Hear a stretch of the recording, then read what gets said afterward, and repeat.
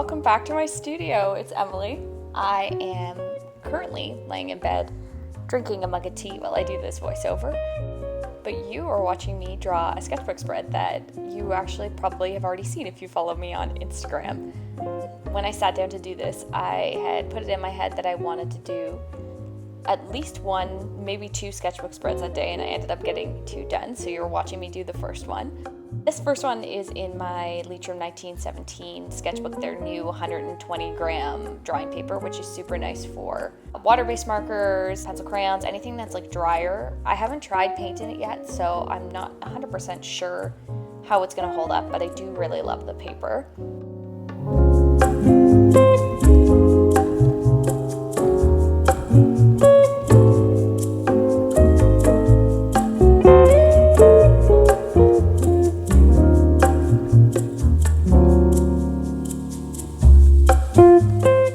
Spread in particular, I use mostly the Tombow water-based markers along with the Prismacolor Premier pencil crayons.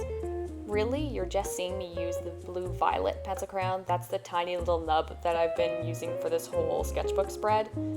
It is my current favorite color. I use it for my line art, I use it to shade. I'm just like in love with it right now. I don't really like using black line art. I love art that does have black line art, but it just doesn't feel true to my own style, and that's something that I've come to terms with recently, so I tend to reach for blue. I find that it's a little bit softer than black. I find black is really harsh in my art since I use a lot of pastels and soft tone colors, so that's why I usually go for blue.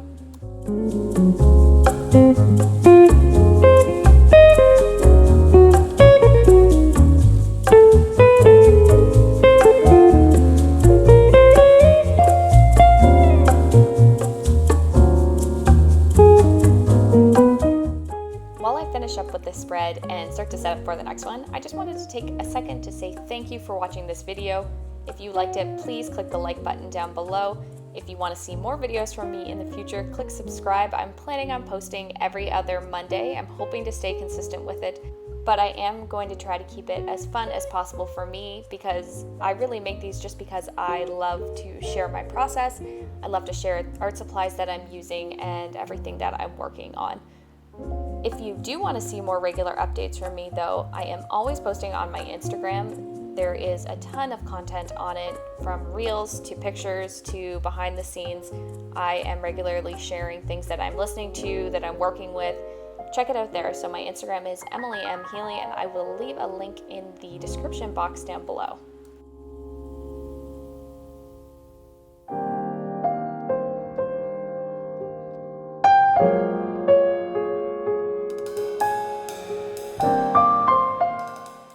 On to the next spread. So for this spread, I'm working in my Etcher Perfect sketchbook, and I'm working with mainly Holbein acrylic gouache, which is my personal favorite paint to work with. It is a matte gouache paint that has an acrylic base, so it is permanent once it's dry. They have a huge color range, so it has lots of fun colors that you can work with, and they don't change color as they dry, which traditional gouache tends to do.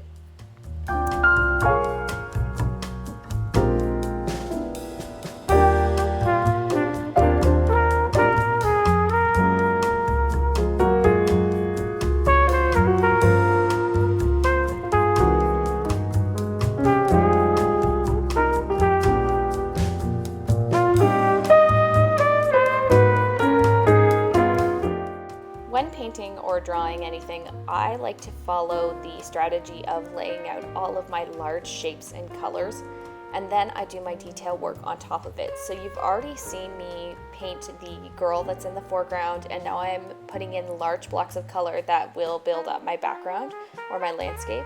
I do this because then it directs me where all of the peaks and valleys are, where the highlights, where the lowlights are, and it tells me where I need to add in details or take details away. I also find that this is a great way to not get caught up in details. That's a problem that I've had in the past, where I would get stuck in really specific details of a piece, and then I step back and look at the rest of the piece and realize, oh, this actually doesn't work because this area is way too detailed while this other area is way too simple.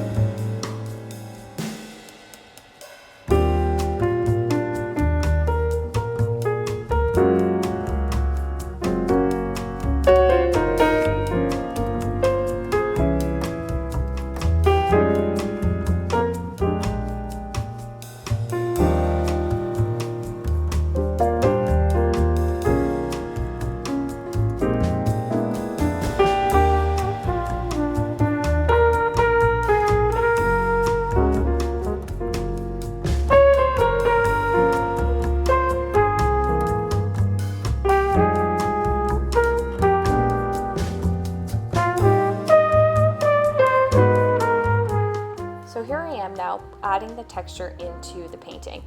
This is my favorite part of the process because I love adding little squiggles, lines, things that may not make sense when you look at them up close, but when you take a step back and look at the painting as a whole, you can really see how they come together and create the style that I have built for myself.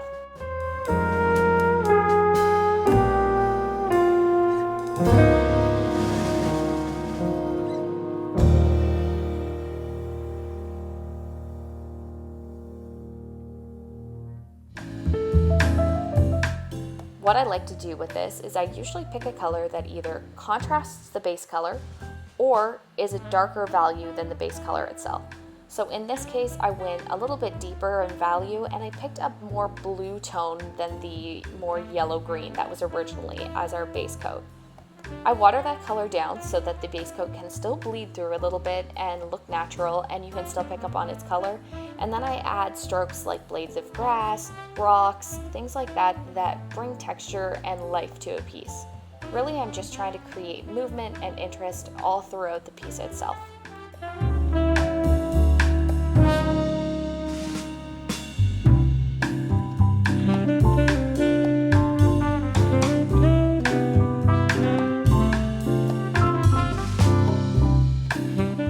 While I continue to add texture to this piece, I thought I would answer a few questions that I got over on my Instagram. The first question is a question that I have been asked a few times now, so I thought I would talk about it here, and that question is, why is gouache my favorite medium? If you've been around for the last 4 or 5 years, you will have watched this budding relationship that I have with gouache grow into a full-on marriage. I swear I will never give this paint up. I am obsessed with it. I specifically love Holbein's acrylic gouache, but I also have used the M. Graham traditional gouache, which I love as well. They have two very different properties to them that make them uniquely amazing.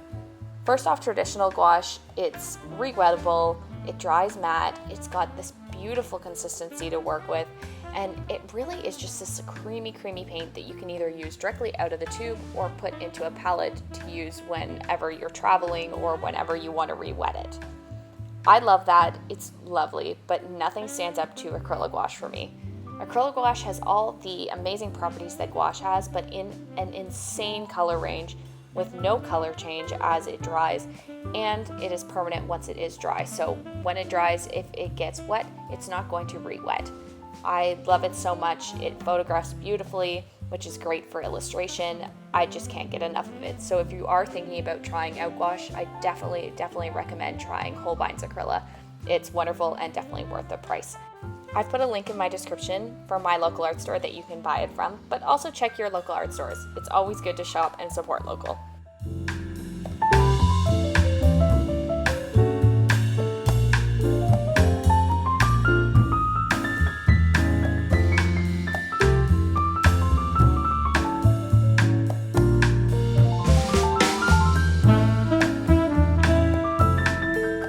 So the next question that I want to answer is, what do I love about the creative process?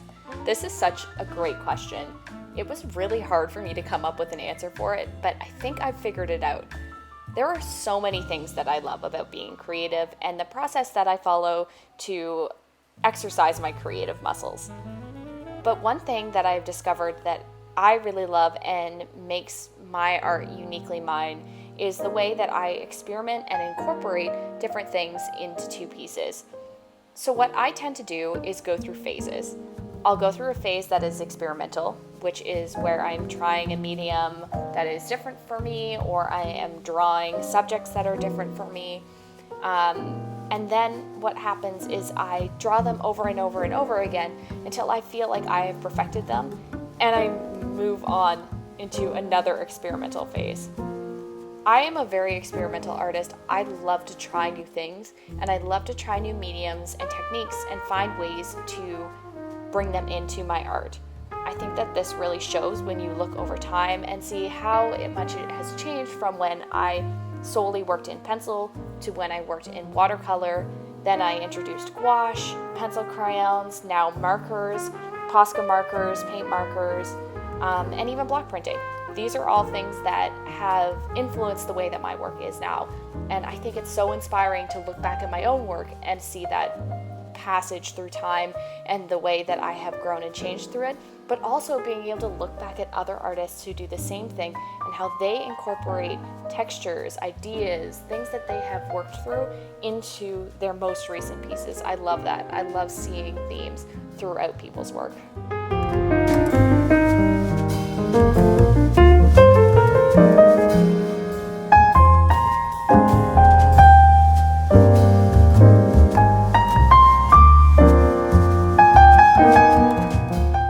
Question that I'm going to answer is one of my favorite questions to ask other artists, so I'm excited to share my tips and tricks for how I continue on with it.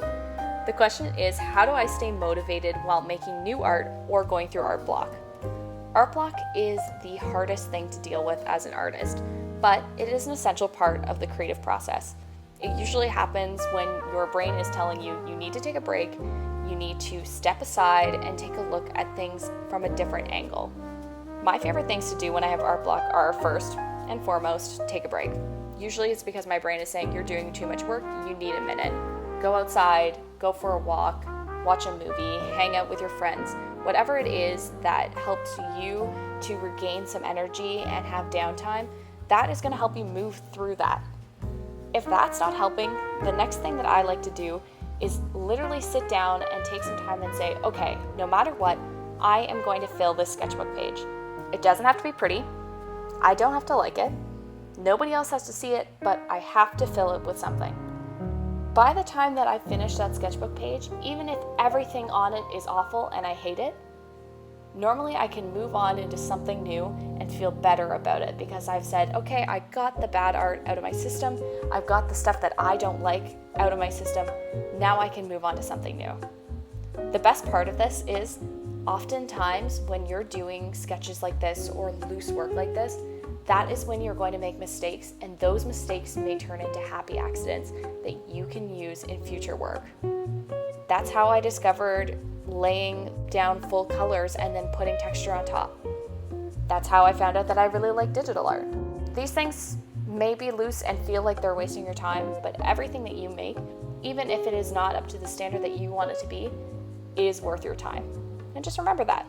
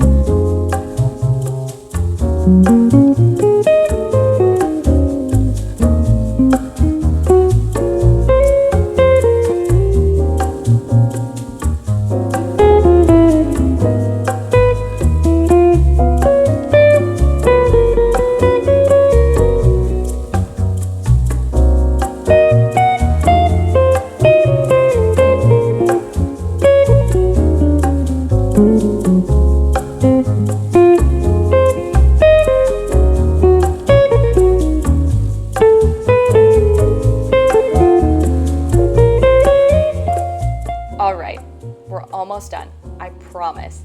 This last step that I'm working on is easily the most crucial step to any piece that I do, and one of my favorite things to do because it just ties everything together and brings it to life.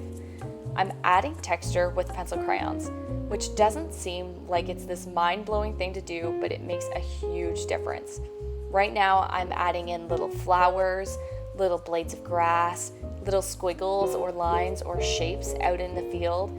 All these things are going to give it movement and life and make it seem more whimsical and magical than just a plain old field that you're leaving behind. This part is so fun to do because really there is no limit to what you can or can't add to a piece. you can scribble, you can shade, you can use the side of your pencil, the tip of your pencil. Really, it's up to you. And if you just go too far, just dot a little bit of gouache over top and you don't have to worry about it. It's really so much fun to do, and I really recommend trying it out if you want to try something new to bring a little bit something extra to any landscape that you're doing.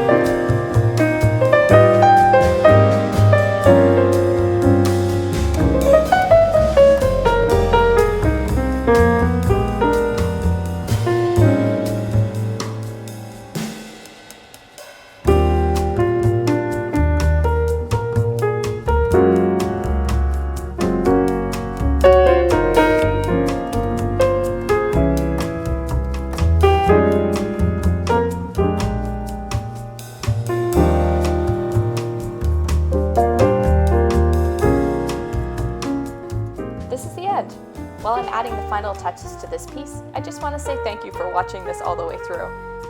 If you liked it, which I hope you did if you're still here, click the like button down below. And if you want to see more content from me, click subscribe or check me out on my Instagram account at Emily M. Healy.